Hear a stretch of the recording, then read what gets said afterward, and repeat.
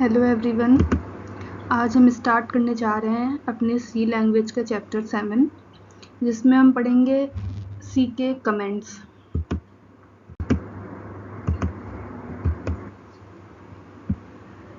Comment about the programme should be enclosed with in slash star star slash.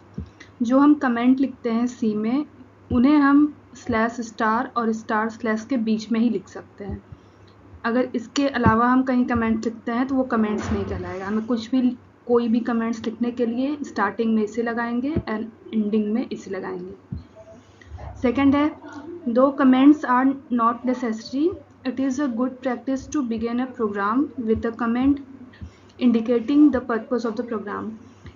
Comment जो हम लिखते हैं अपने सी प्रोग्रामिंग में वो नेसेसरी नहीं होता है, लेकिन हम उसे इसलिए लिखते हैं ताकि हम समझ सकें। जैसे हम बहुत लंबा प्रोग्राम लिखते हैं और उसमें सारी चीज़ें आपस में एकदम सेम लगती है और हमें समझ नहीं आती है किस चीज़ की कोडिंग कहाँ लिखी है।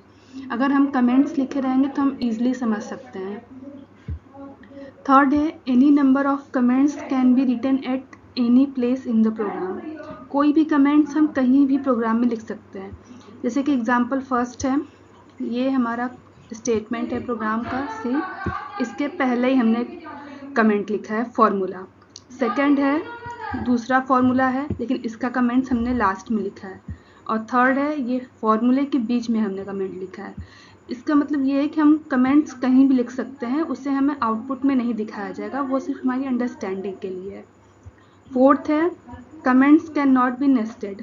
हम किसी एक कमेंट के अंदर दूसरा कमेंट्स नहीं लिख सकते हैं।